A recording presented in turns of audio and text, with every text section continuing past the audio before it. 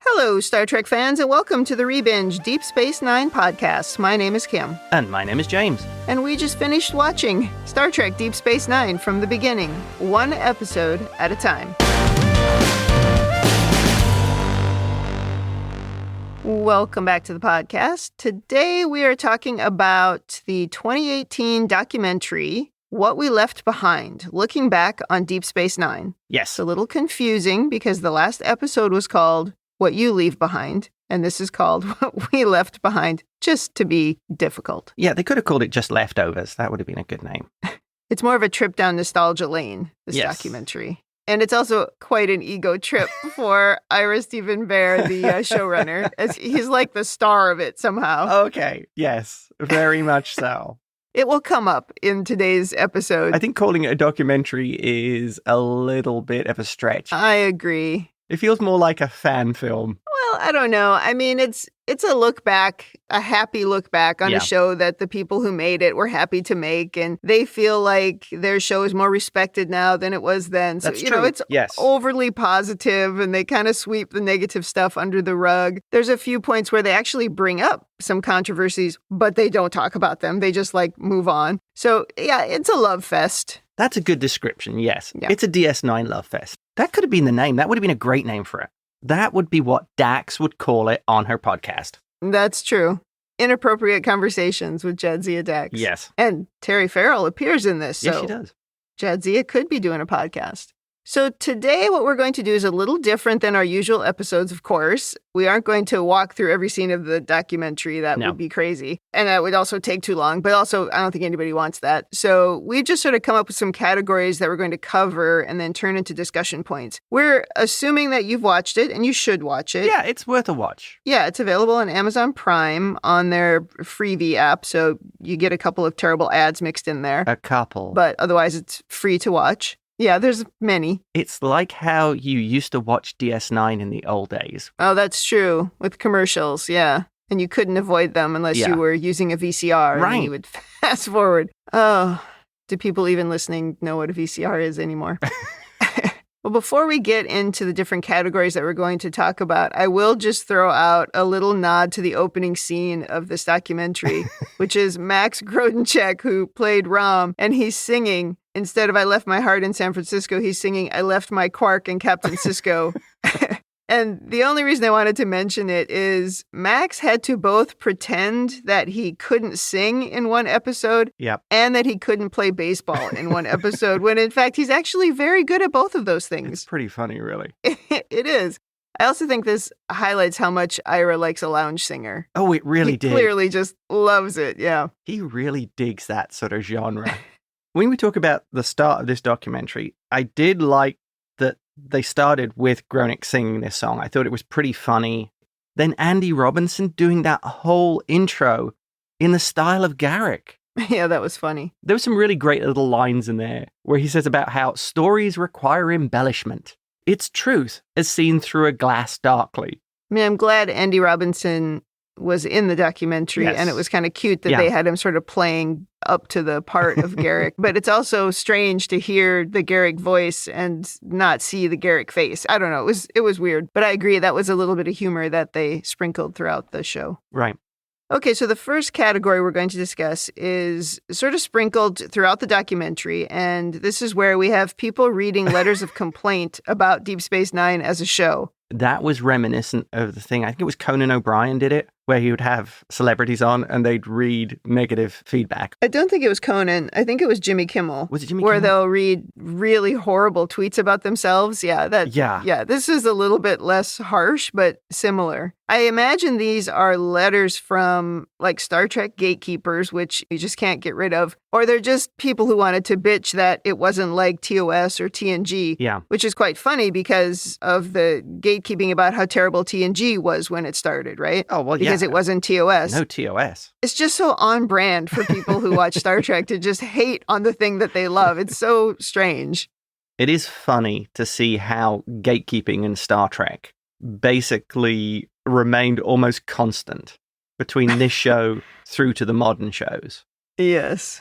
And some of those things they were reading, you could literally remove the Deep Space Nine and apply them to the modern shows, and the whining would match up. I'm sure in every generation, every single show got the same exact things. Oh, yeah. I think the first one, or one of the first ones, it was, oh, this show sucks. It breaks the vision of Gene Roddenberry. I mean, these are all things you hear today. Yeah. The way I look at it is, if Star Trek is only one thing to you, and that's TOS, or maybe it's the last show that you watched, then I would argue you're not really a fan. You're just stuck in one thing. Yeah. If you want the thing to always be exactly the same forever, then you shouldn't even watch anything different. You should just keep watching that same thing. Yeah, it's a valid point. But even funnier is how wildly untrue, now that I've watched all of Deep Space Nine, I think this is, the part about DS9 not aligning with Roddenberry's vision. I feel like it aligned, by the time we got to the end, it aligned perfectly because we showed the Ferengi, the Cardassians, even the Founders evolve because of their interactions with Starfleet. Yes. I mean, the Founders evolved because of Odo, but I argue that Odo evolved because of his interactions with Starfleet. What is more Roddenberry's vision than that? Yeah, Roddenberry's vision was the cultural evolution of peoples. I feel like he was trying to say, there's many quotes about him just saying, at some point, humankind has to accept and celebrate the differences of each other in order to get along. And that is sort of the nature of Deep Space Nine, is they do have to accept their differences and find ways to work together. And they found ways to respect each other and to help each other and to save each other's lives over and over, even though they all had such different backgrounds and different sensibilities. Well, that's kind of the quiet arc of season 1 through to season 2. The Federation and Sisko and Kira learning to work together. Remember, there's that point of the end of season 1, the lack of interaction between the Bajorans and the Federation crew. And then very pointedly, I think it was in the first episode, we see Bajorans and Starfleet personnel together walking into Quark's bar. And at the end of season 1, where you see Sisko and Kira working together, they're like, I'll help you write the report. And so that's exactly part of what you say, showing this evolution of the characters, the peoples being able to work together. Exactly. And then there was a lot of criticism about this show being set on a space station and not being on a ship. And of course, they did that on purpose. They were trying to do something different. I wanted exactly the same as the last show. Exactly. Well, that was Colm Meaney's quote from a letter where the person says they don't want to see people bumming around a space station talking about their feelings. And Colm Meaney seemed kind of amused by that. Oh, he was unfazed by everything. Yeah. That was the funny thing about Colm Meaney in this documentary, is how he's just sort of that guy that turns up and goes, oh, hey, this is fun, and then goes home. He doesn't seem too emotionally invested in anything. Well, I think the thing that came across in this with Colm Meaney, though, as an actor, is I think he seemed like he was very much a journeyman. He's a professional. He has a job to do. This is the job he's chosen. And if you like, the off-screen drama is not something that really bothers him. No, he wasn't involved. Like when they talked about when Michael Dorn joined, everybody in the cast was worried about what that meant. And yeah, how it was going to affect their role. And Colm Meaney just said, oh, this seems great. I think Colm Meaney is a great actor. You know, I've loved the movies he's done. And I think he's a quintessential Irish character actor. Yeah, I can't argue that. He's in some great movies. But we derailed a little bit from... Yeah, this might be how this podcast goes. I'm sorry, people. But I'm going to try and stay on Kim's target here. So we were talking about the letter that he wrote that said that they didn't want to watch people bumming around a space station talking about their feelings. And of course, as I heard that, it's like Discovery got those almost exactly the same criticism about we don't want people talking about their feelings on spaceships. Yeah. It's like people never change. And then there was that letter that Jeffrey Combs read complaining that it was more like a soap opera than Star Trek. And I remember actually when you watched it originally, you called it a soap opera. Yeah, I loved it for that. And you liked it for that exactly. Because all that really means, and we've made fun of it for having some weak relationships and, sort of weak plot points that were soap opera-ish, but you could say that about any drama. But all that it really means is that it was a drama, character-driven, more about the characters and the relationships than it was about flying to a different planet each week. And they had to do that because they didn't fly to a different planet each week. Right. I mean, they did some of that. And certainly once they got the Defiant, they were out on a spaceship more. But they had to do something different if they were going to keep the characters more in one place. Yeah. Right, the sequential TV to build the larger plot. And it's not that different when you look at TNG overall, because they're mostly just walking around that spaceship. It's the same as if they're walking around at the station, but instead of the Enterprise going to other planets, they're just other people who are coming to the station. I mean, it's virtually the same thing, so I don't know what people are complaining about. Right. TNG had a lot of Alien of the Week used to expand the characters. Yes. The actors talk a lot sort of in this section about feeling like the middle child, like Deep Space Nine is the sort of forgotten child, right? Yes. And being on a show where they got less respect because of it. But of course, the joke is on everybody because the current Trek is so heavily influenced by this show, so much more than it is by like the original series, for example. I find Discovery a huge love letter to DS9. And Lower Decks has so much respect for the show as well. Yeah, for sure. I think at the time when the show aired, it had a different feel from the other Treks. I guess there were two sort of at the time. Yeah. And it had a different look, and different can be difficult to catch on. It needs time to build. And certainly I had no interest in watching it. I think I watched the first episode or so and just lost interest. It's because it did a bad job of hooking me in the beginning. Because of the weird humor, the sexual harassment in the workplace, it just was uncomfortable. Right. And there was a lot of stuff that was hard to wade through. And I'd already been through the weak early seasons of TNG. Yeah. So I'd already been through the tough stuff with that show and was already well into the good stuff and into the First Contact and into all of that. And then getting to the point where, okay, well, here's another Star Trek, but you got to wade through a first couple of crappy seasons as well. It's like, it just didn't catch on for me because of that. Well, I think I was helped by the fact that I didn't watch the show when they were airing live. I caught up with the show later. Right. Oh, yeah. You were helped by starting in the better shows. Right. Yeah. So by the time season 2 started, I was ready for this show. Right. Also, my journey with TNG was very different. You were introducing me to the best episodes, so I didn't get to see the really ropey ones. I didn't get to see the candle episodes or things like that. You were showing me TNG. Curated. Yeah. I was having a very curated TNG experience. Yeah. The best way to have it, I guess.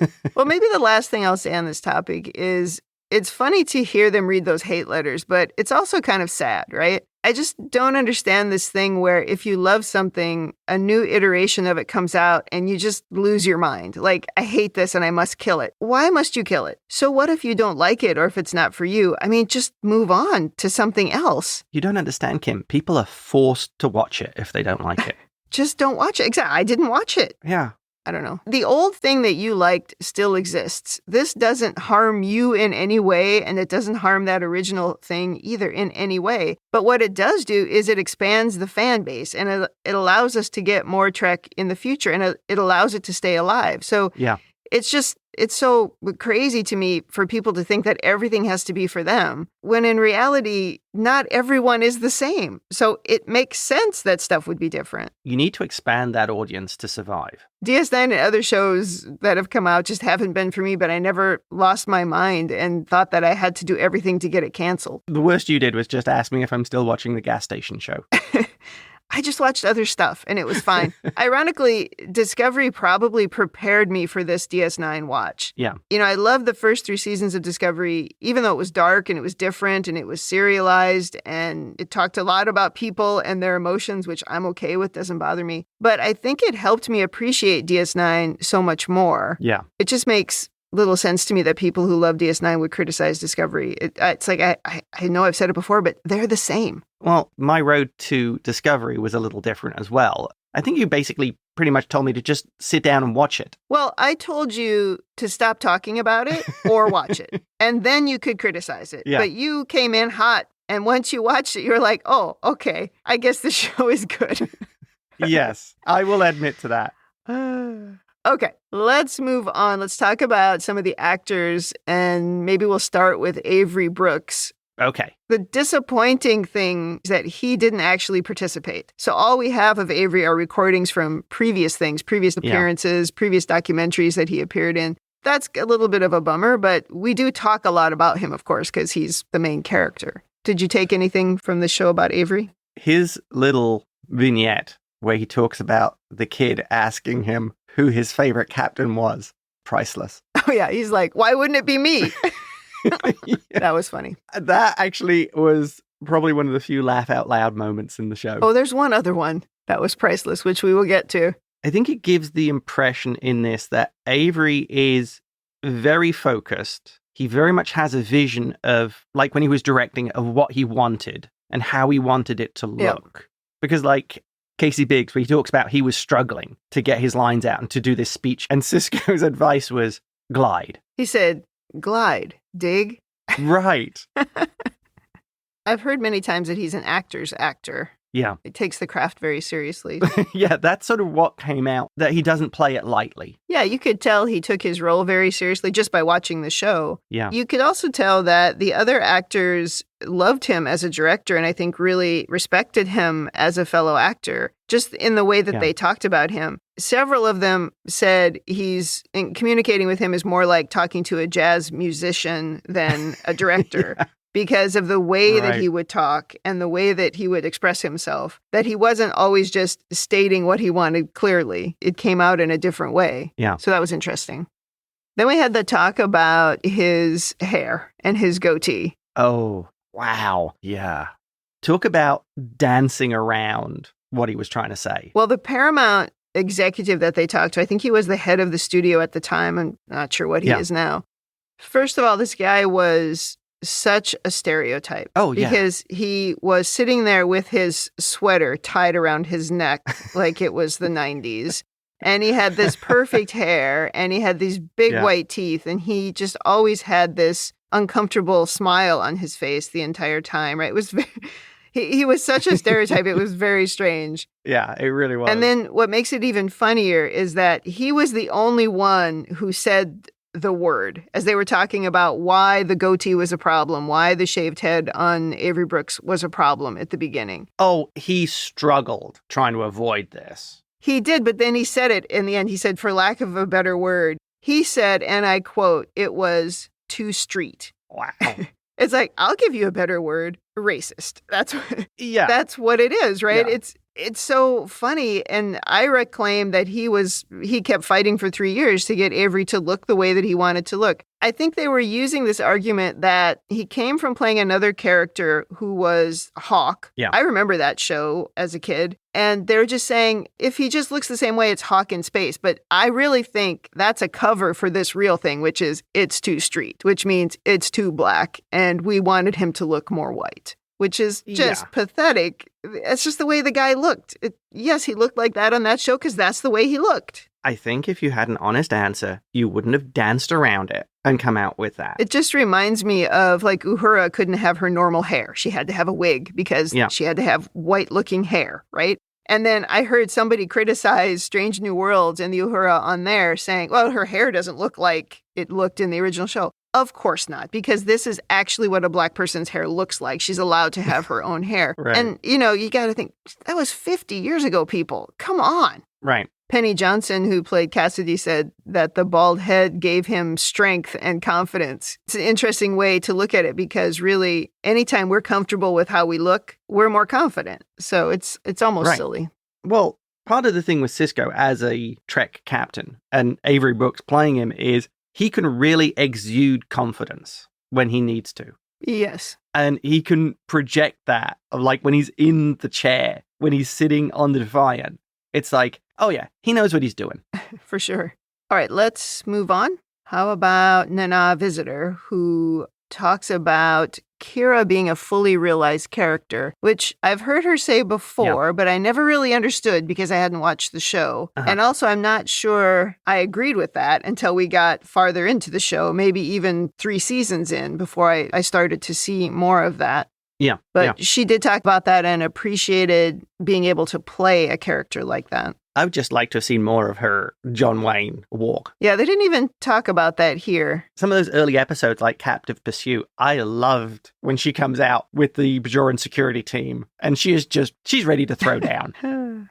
We did get to see many versions of Kira's hair in this documentary. Well, what did you think of her hair in the documentary? Oh, amazing. Yeah, it was, wasn't it? Love her hair in the documentary. Yeah. There wasn't enough of Nana, but we are going to talk about her a little bit more when we get to Dukat, which I will get to right after we talk about Kira and Odo. One of the things that was super interesting here is they said that Odo and Kira as a couple was not planned from the beginning. Yeah. They sort of saw it develop in the performances of the actors. I did not know that. I thought it was inevitable from the beginning that was coming. Yeah. So maybe that's the reason why this relationship was better than all the other relationships on the show, because it wasn't forced into existence. Instead, it looked like it was something that could work. Yeah. The actors were playing it that way, and then they wrote it, and it worked. Yeah, that really did make it a more interesting relationship. Most of the other relationships on the show, maybe give the exception with Cassidy, felt like they were written like a soap opera. We read a book on how to write dramatic relationships in TV, and we're going to go and base them all on that. I wonder if, reflecting on it now, we realize that the challenges that Kira and Odo had were almost a natural part of the story and a natural part of Odo's development as he was trying to figure out if he should go back to his people or if he should remain with the solids. And so there was a natural conflict there within the story. Whereas with the other relationships, they were forcing conflicts in because they think they needed to make it more interesting. Interesting take. I don't think you do. Relationships don't need drama to be interesting, but maybe that's why it was better. It had a different version of conflict that was just part of the story instead of trying to, make up something. It felt more like a natural family drama. Yeah. The classic trope of your family doesn't like your partner. Mm-hmm. And this is the ultimate example of that. Your race of mass murderers. Yeah, your cult. Doesn't like your girlfriend. Your cult does not like your girlfriend, yeah. Who's not even within the same species. No. The other thing I'll say is it did seem like Nanad liked the character that she played. She definitely did. I think she liked it from the beginning. She liked that sort of terrorist aspect. They talked quite a bit about that. Yeah. They even talked about whether or not they would do the same thing after September 11th. I hope that you would. Yeah. But she liked that part of it. And then I think also she just liked how much the character changed and grew. And who wouldn't like that? That helps with your acting. It gives you a better challenge, right, as an actor. They did talk about the difficulty with having Kira as a terrorist, Mm-hmm. which I think is funny that they now seem to have this sensitivity to it. Depending on your perspective, a group of terrorist revolutionaries took away the 13 colonies from their rightful legal owners and elected government. Maybe I have a less of a sensitivity to it because I grew up during the Troubles in Northern Ireland that were also affecting the mainland UK. And certainly from a historical perspective, I'm well aware of the struggle for Irish independence in the 1920s. Maybe it's my view of it I don't think it's a subject that you couldn't use. Well, I think America had a different view of that word, of the word terrorist, before the attacks on September 11th. Yeah. And even when you and I first met, you had a very different view of it because of your background. I mean, I grew up in South Dakota. Nothing happened there, at the time when I lived there. So 2001, those attacks were much more shocking to me than they were for you. It changed me. I wouldn't say that those attacks changed you because you had already sort of accepted that as part of life. Yeah. Not that you thought it was okay, but you accepted that those things happen. It was so shocking to me, and I think to most of America. So I get why they talk about it. It's now so far in the past, it's a little bit difficult to know if we would have looked right in the moment at that differently as Americans. Yeah. Yeah, that's a valid point. I would agree with that. Well, let's move on to the absolute best part of this documentary. Oh, okay. Kira and Dukat. Oh, my goodness. So, are we going to talk about Mark Alaimo as well? I do have a little section on Mark Alaimo after this that's specific to him. Okay. This is more about Kira and Dukat. Yeah. Well, I don't know. There's a little Mark Alaimo mixed in here. Go. Nana Visitor tells Ira how upset she was when Ira told her that Kira was going to have sex with Dukat. That was the plan. And she was clearly livid about it, like even coming out of her chair at one point as they were talking about it. It's really impressive that almost 20 years after this season ended, she is still ready to clean his clock over this. Oh, yeah. And he was like, at first he was like, well, that's not what happened. And that made her really mad. And then Terry Farrell was really laughing at this whole thing as it was going on. But his point was, well, we talked about it, but we didn't write it. That's not what happened. What actually happened in the script was instead they had her mother have sex with Dukat, but it wasn't the character of Kira. Maybe the funniest thing to happen here was Nana saying that she would have accepted Kira hooking up with another Cardassian, just not Mark Alaimo. And then everybody bursts out laughing. And then they re-recorded it to her saying, everybody but Gul Dukat. Like she had made it so personal in saying the actor's name. Right. And the fact that they showed that whole thing and the fact that it got such a laugh, I mean, yes, it was very funny, but I think it was also telling. And the more Mark Alaimo talked about this, really the worse it got. And the more it sort of brought out what was obviously going on there. That was laugh out loud funny. It really was. And while that was going on, they sort of interspersed it with the interviews with Mark Alaimo, talking about how he always wanted to break Kira and force her to fall in love with him. Those were the words that he used. And this, of course, is a description of the very problem of the storyline. Yeah. Because that's what it would have had to take. It would have had to break her. She would have had to submit to him. It would have been a colossal disaster for the character of Kira. It would have destroyed that character. Yeah. And none of the things we're talking about the value of the Kira character would have held true. It would have literally ruined everything about that character. I would agree. But he talks about Dukat being this really sexy character, which made you and I laugh out loud. Dukat sexy? Sexy? He was a predator. Sexy and desperately thirsty are not the same thing. Those are very different things. Oh. And then on top of all of this, I mean, it just kind of kept getting worse the more Mark Alaimo was talking. He said that Dukat always wanted Kira. And then he said, which was easy because I wanted her, meaning he wanted Nana. And when he said that, they flashed to this shot of Nana Visitor's face, and she is rolling her eyes in abject disgust. It's so funny. That was when we laughed the hardest at this entire thing. I think maybe part of the problem is Mark Alaimo is clearly a different generation and would think that is kind of your old crazy grandpa joke that would be funny. Oh, I don't think he thought that was a joke. That makes it even worse. I don't think he was joking. I look at it quite differently. Yeah. I mean, generational, I would agree with. Right. Because if you go back and watch the way women are treated in movies in the 80s, for example, that's exactly how it would have happened. Because the women characters had no agency. They were just there to be playthings. Whatever happened to them didn't really matter. So to his generation, that's what should have happened. To him, it probably just seems weird that it didn't happen. Interesting. She was bound to want this strong, sexy man. Who wouldn't want this sexy narcissist of a man? Dangerous cult-leading predator. Which makes all the Gul Dukat on Twitter stuff even funnier when you look at it like that. Well, just to continue on a little bit more with Mark Alaimo specifically, and then we will move on from this. He was really complaining about never feeling appreciated on the show, like as an actor. Wow. That really made me think that all of the Dukat narcissism, it came from a genuine place inside of Mark Alaimo. Were you waiting for one of the writers to say, oh, we never wrote him like that. Alaimo just came in and played him. He was just playing himself in makeup. I mean, that was funny. Do you think that was serious? He just doesn't seem like a funny guy to me. Yeah. He just seemed like he was being very serious because Ira referred to it as having heard all about it. And he even said, we showed you that we appreciated what you were doing by having you back time and time again. Yeah. So I think he was taking it seriously. I mean, he just wanted someone, just like Dukat, he wanted someone to tell him how great he was.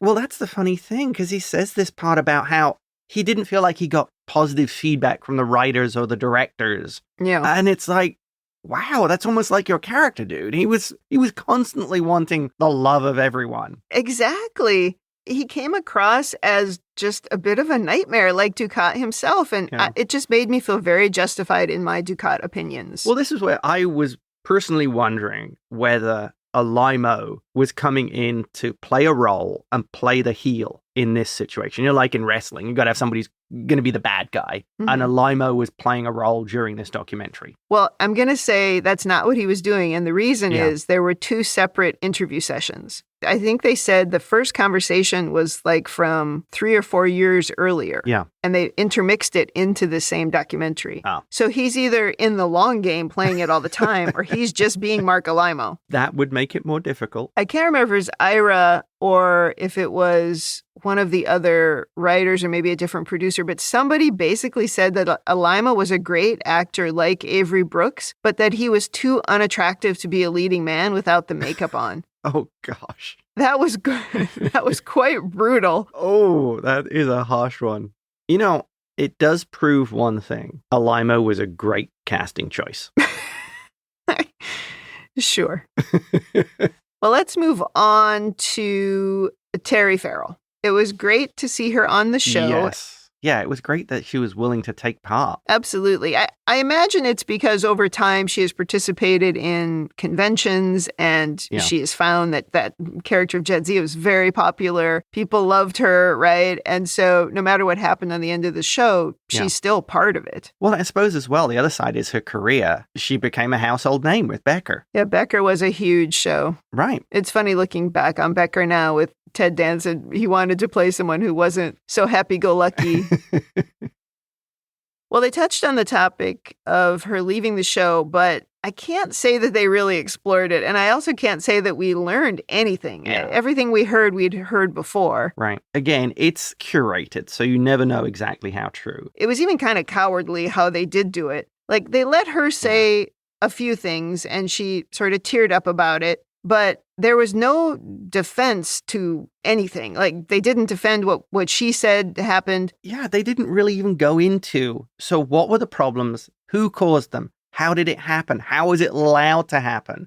And what did you do to fix them? Right. She told the story of one of the execs sending someone to tell her that she was lucky to have a job. And if she didn't take the take it or leave it deal that was offered to her, she'd be working at Kmart. And I've heard her tell that story before. Pretty sure that was Berman. Yeah. Either he said it or he's the person who told somebody to say it. But when this was going on, where was Ira? Where were her coworkers? Why was this even happening? I've said it a million times on the podcast. Women need allies. It's sad to hear it happen when you hear what happened with Friends, where the cast all stuck together and said, you pay us the same salaries or you don't get any of us. So with the other actors on the show, surely there could be some solidarity. What would happen if Cisco said, do right by Terry or I'm going to walk? It shows you how much power those producers had. Yeah. And probably in particular over the women. Yeah. And even when they do that writer's room, which we'll talk about next,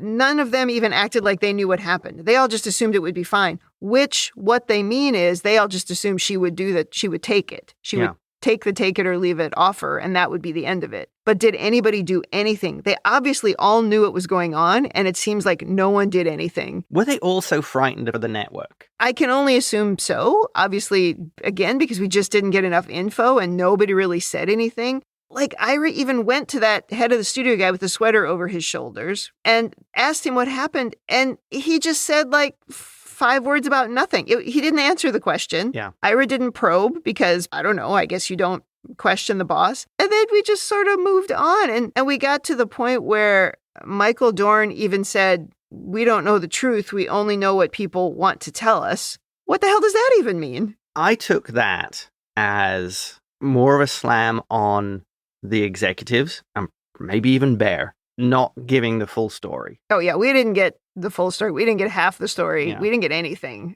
I would have really liked something, but again, because this is such a love fest about the show, it's not self-critical. I think you could have made for a really interesting story by digging into that more, but I suppose they couldn't get maybe the cooperation of people if they had done that. It's too bad.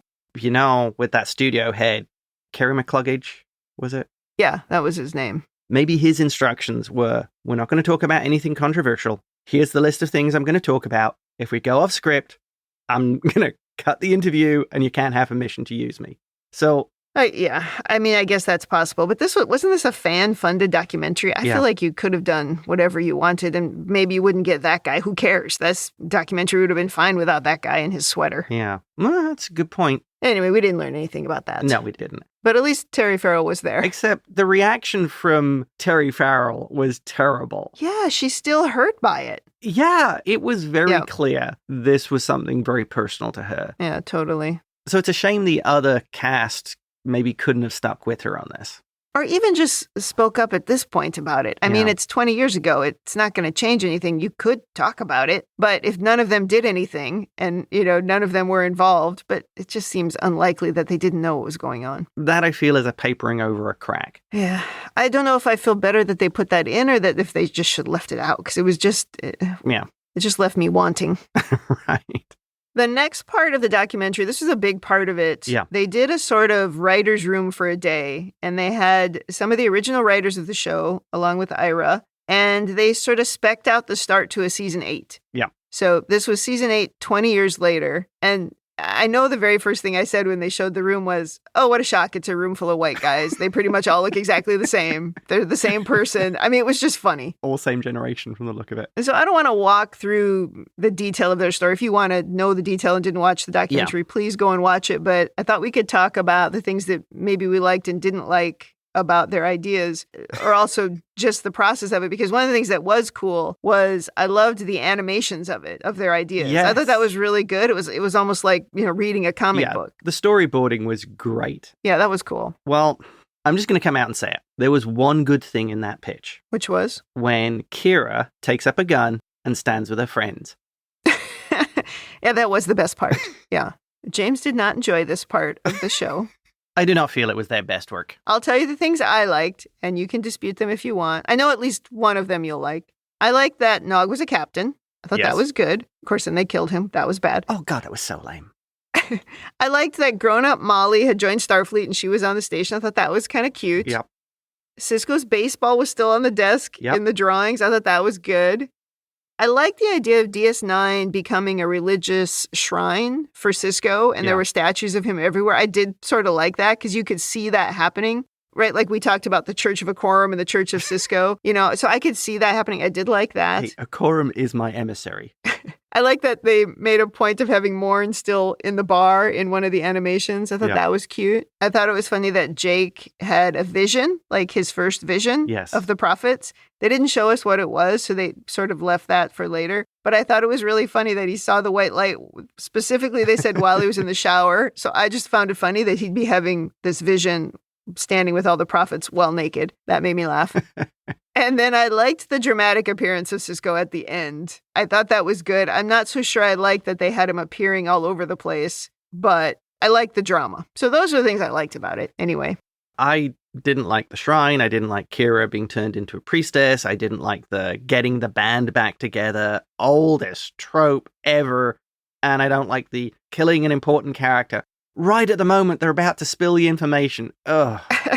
Guys, you were great writers. What happened? I agree. Kira as a Vedic doesn't work for me. No. I don't understand that journey. That was the very first thing that you and I both said, oh, no, that's dumb. Yeah, that doesn't work. Maybe this all comes from, I have written Deep Space Nine, The Next Generation. You have, yes. Yours is definitely more interesting than this. Although you moved on. They took season 8 with all the same characters, essentially. Yeah. So they didn't really move on. You moved to The Next Generation. I didn't like that Vic Fontaine was still there. It's like, really? I guess I'd had enough of him. A lot of it seemed cliche. But yeah, I also give them a break because it was the first day and it was a first draft. I mean, you would have bad ideas in your first draft, so you have to give a little bit of space for that. Yeah, okay, I'll go with that. There was a funny point in the writing room where one of the guys, I can't remember who it was, put their hand up when they were talking. It was Ira. Was it Ira? Ira put his hand up, and they all said, "You're the head writer. You don't need to raise your hand to speak." That sort of made me laugh. Bashir as the head of Section 31, it's not a bad idea, but your idea and your spec story is much better. I don't know if you want to say that, but I thought in the animations that Worf was really badly drawn. It didn't even look like Worf. Everybody else I thought looked like themselves, but not Worf. These were storyboards. They're supposed to be fast. They just give you an impression of what's going to happen. I'm just saying what I didn't like, and I didn't like that. And then the last thing I have was that one of the writers said that Jake is Benny Russell, that he became Benny. Yeah. Because he wrote the story of Deep Space Nine. But that really irritated me because Benny Russell wasn't just a writer of Deep Space Nine. There was a struggle. Did they forget the struggle? I mean, it was flippant. Yeah. To say, oh, now Jake's Benny. It's like, did you watch that episode? There was more to the Benny episode than he just wanted to be a writer. So much more. But the concept of Jake would be a novelist. That, yes, I agree with that. I just didn't like that he called him Benny. Yeah. He's not Benny. Benny was a guy struggling with race in the 50s. Right. Well, let's move on to your section. Patting itself on the back is the name of this section. Would you like to explain? I felt there were elements of this show which reminded me of Trevor and Simon's kids skit from the 80s, where the characters who pat themselves on the back for doing a good job. And I felt there was too much of that in here. There are some real We Are Amazing vibes that happen Yeah. in the documentary, for sure. Like, there's a section of women fans saying how great and feminist the show was, but nary a mention of the sexual harassment or some of the horror of the Ferengi women characters. That was a bit much. Yeah, pat on the back. Terry Farrell saying they were serious, driven, complex women is a little bit of a joke as well. I mean, we could have at least addressed how much of Jadzia's character was her talking about boys. It was an important part of it. No. And how when they got bored with Ezri, she was just a girlfriend for Julian. I mean, at least address the evolution. Yeah. The evolution was there. I owned up to it. I talked about it. I agree that it happened, but you weren't that great from beginning to end. And there was really very little self-criticism about what was really going on. Nana talks about her character not reading like a woman, which she liked because it was different. And I get that because she probably didn't get many characters like that, certainly at that time. But that's not exactly how I would phrase it. Maybe aspects of the characters buck to the stereotype of how women were often written, but there was also this sort of narrow women can be strong stuff that they kept saying in the documentary. What about competent? What about successful? What about being leaders? What about equality? Not just women with short hair can be strong. It's just such a weak pigeonhole. Well, I think from the writer's room might have given you a hint of why that might be. Yeah, I guess so. Oh, and we also spent some time congratulating ourselves for the hot lesbians. Remember that? It was so groundbreaking. Yeah, there was some of that. I really rolled my eyes. Yeah. At least one point, though, Ira does say that he wishes they'd addressed Garrick as gay, or probably really pansexual, but he ultimately says they never even asked the studio if they could. Right. I mean, they knew they would have gotten a no, but he does say that. We didn't even ask. Okay, one thing that worries me about the documentary is how much revisionist history is in this. Yeah. I mean, how much is I really wanted him to be a gay character. I just never told anyone, never wrote it as gay, and never asked the studio. Yeah. But hot lesbians, they're cool. Oh, it was so groundbreaking. Yeah.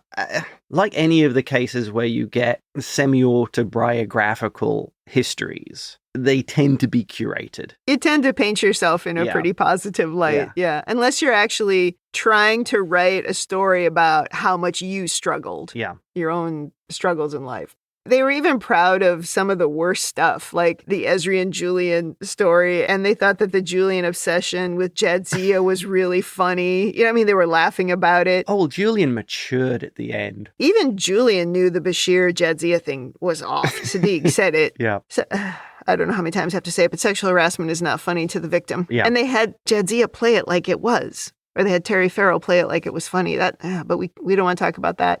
The last thing I have in this category is he did say that episode Prophet and Lace, which we hated beyond belief. He said it was too broad and they played it like a comedy, and he wishes now, looking back, that he'd played it as a drama. But honestly, I don't even know what to say about that.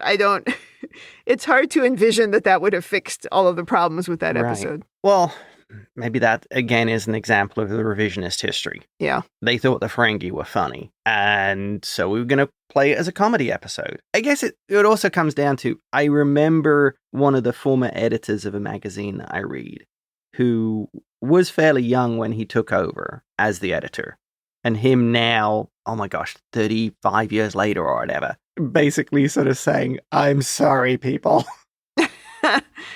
As, you know, you get with age, looking back on some of those decisions and going, oh man, why did I do that? And it wouldn't even necessarily, it was regret. It's that they made a choice that worked at the time and was, if you like, easy. Yeah. And with age and wisdom, you would make a different choice. Right. But it happened and there's nothing you can do about it. Yeah.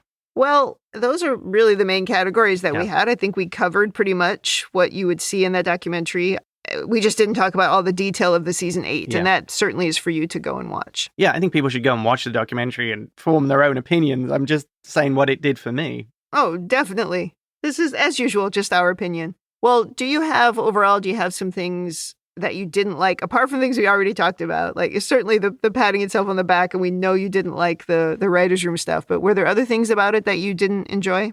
I think that really wraps up what I didn't like. Overall, it's an interesting watch. It's a snapshot into a nicely curated view of a show that I enjoyed. And it was interesting to see the cast back together and have them talk about the show. I don't really have any other criticisms. I just had a couple things that some of them we sort of talked about, but I really wanted more Avery Brooks. Yeah. It's too bad he didn't participate in it. And I know Ira was disappointed he didn't. And there was no Louise Fletcher. They had all these side characters. I would have loved to have seen her. Yeah. I suppose she was quite old at this point, so maybe she just wasn't interested. But, I mean, they barely mentioned her, and she was such a pivotal character. Right. That was a little disappointing. And the only other thing I wrote down, and this isn't really something I didn't like, it was just something I thought was kind of peculiar. The two casting supervisors, when they said that the pilot was darker and sexier than other Trek, was the pilot sexy? What was...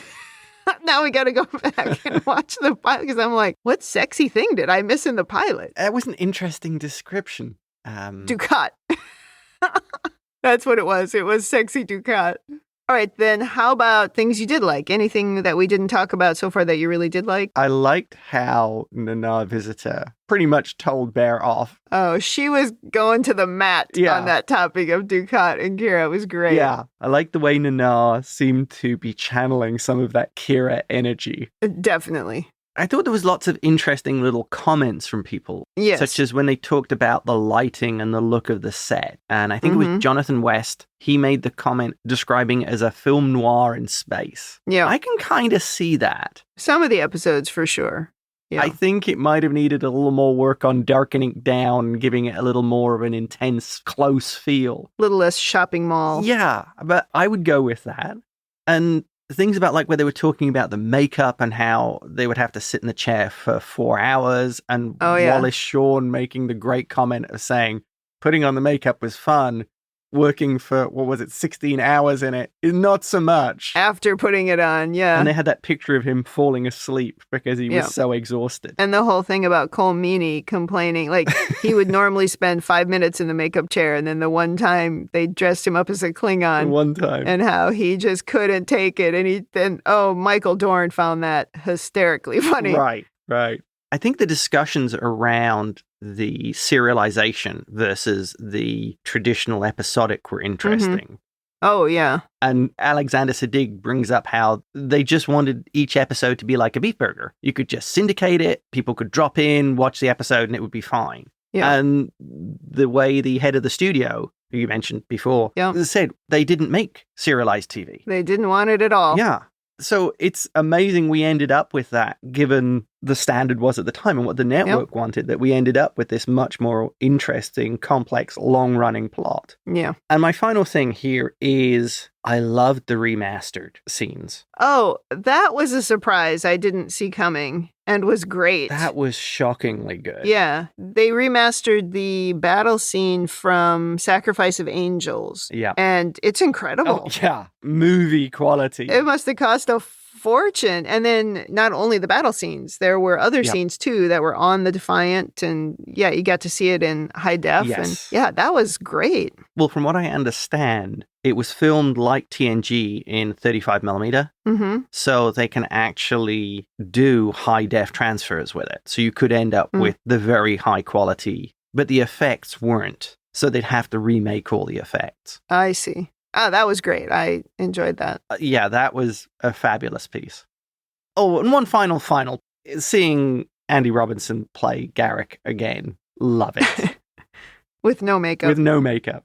He mentioned that he was claustrophobic, and he talked about when they'd put on his makeup, like he would be okay, but then they would put on the wig and he was sealed in. And that just gave me the creeps because I'm very claustrophobic. Yeah. I related well to that. And of course, they had that whole story with him being claustrophobic. Yeah. So what did you like? Okay. Here's maybe a shocker. Okay. The first one on my list. You like Makalaimo? God, no. I don't remember. It's Ira. Somebody said the Ferengi were 20th century humans. Oh. I have to say that actually opened my eyes quite a bit to the Ferengi. Because I was just, I don't know, I paused and I was like, oh, They are 20th century humans. Ah.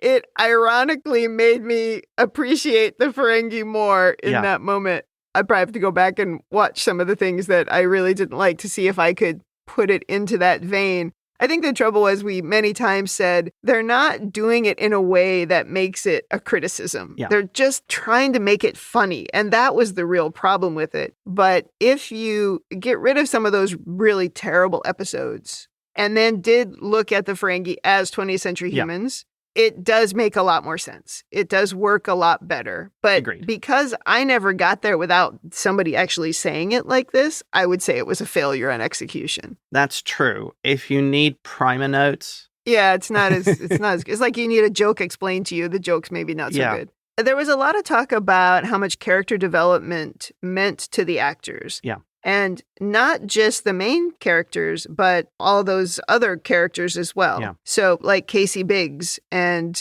Jeffrey Combs and J.G. Hertzler, they talked about how great it was to get so much development out of a side character, essentially. And they were saying just not something you get on any other show. And that actually was really cool. And we certainly talked about that in the podcast. So I thought it was great that they highlighted it here. Well, Jeffrey Combs making the joke about how he thought it was going to be a one and out. Yeah, because he was dead at the end. The first time he played Wei Yun, he was dead at the end of the episode. And how he got shot by someone he watched on TV. Oh, the guy from the Mod Squad? Yeah. That was funny. I like that they identified Garrick as the most popular Cardassian. I mean, obviously. Well, he had so much depth. Oh, and he played it brilliantly.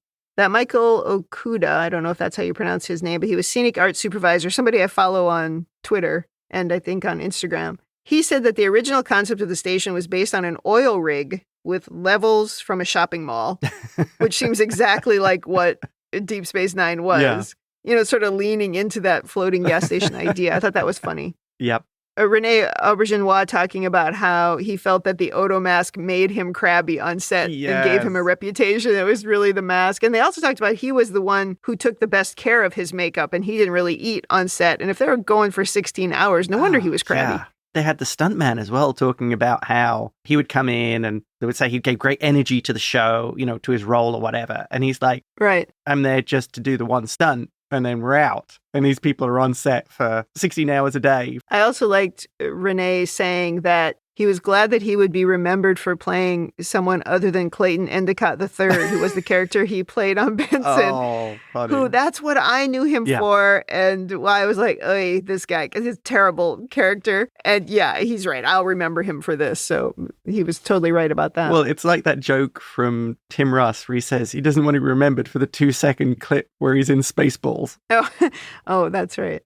Sirach Lofton, when he said that Avery still hasn't let him go, like as a son, and would refer to him as his son, that just reminded me of the bond, you know, that you could see between their characters for the whole show. Yeah. And just again annoys me how they just dropped it at the end. But I did really like that about this show.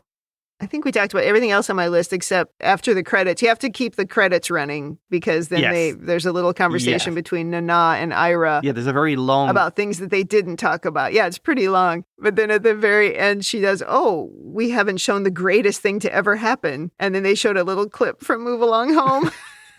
That was cute. I did enjoy that. I liked Move Along Home. It gets such a bad rep, but conceptually it's a really good episode. It's because of that goofy thing the scene that they showed, the hopscotch scene. Well, then they closed out the documentary talking about what they left behind with DS9. And they sort of concluded that what they left behind was a Star Trek franchise that was different. And Ira says the time has been really good to the show. Yeah. Because now people can binge it so easily, and that's how it's best watched, which I agree. This is the best way to watch Deep Space Nine. He could have at least said rebinge it. He could have. That would have been helpful. Yeah. Of course, we hadn't even thought of that word yet when this documentary came out. Anything else? And we only had the briefest appearance of Gigi Hertzler. Yes, which was too bad. And no Louise Fletcher. I think that wraps it up for me. Okay. So now you're wondering, Well, what else is left? We've done the documentary, we've done the whole show, we've done the season wrap-up, but next week we're going to do a series wrap-up with our sometimes guest host, Atiba Royster, will be here for that. And then we'll have one more episode after that, which will be us rebinging ourselves. We're going to go back and listen to our first episode of the podcast and kind of talk about how far we've come. And unless we have some other ideas, that'll probably wrap up Deep Space Nine. And then we will move on to the newly named podcast, ReBingeIT, which will be starting sometime, I don't know the date yet, sometime in January. And it will be about Star Trek Voyager. So be sure to seek out ReBingeIT as a podcast and subscribe to it on your podcast platform. We would really appreciate it. And you'll be able then to listen to all the podcasts that we have, as well as the new Rebinge Star Trek Voyager. Correct. And Prodigy's coming back. Yes. And we will have it on the ReBingeIT feed. We will be rebinging Star Trek Prodigy. You can guarantee it. Is it rebinging when it's new? Is it called pre-re? It's pre-rebinge. Well, rebinge applies to anything that you watch more than once. Yes, and we definitely do that. There's also talk of a few other things. There's some discussions of other shows that will appear, but it'll all be on our ReBingeIT podcast. Yes. So please look for that in January and subscribe. In the meantime, if you'd like to send us your own over-analysis of this documentary, or if you just want to say something nice, you can email us at rebingeit@gmail.com, or you can hit us up on the social media platforms, that thing that used to be called Twitter. We're also on Instagram, we're on Threads, and of course, we're on YouTube, all at ReBingeIT. And you can get into discussions with us on the Facebook group, facebook.com/groups/Star Trek TTM podcasts. Thanks for joining us on the Rebinge Deep Space Nine podcast. That's it for me. And that's it from me.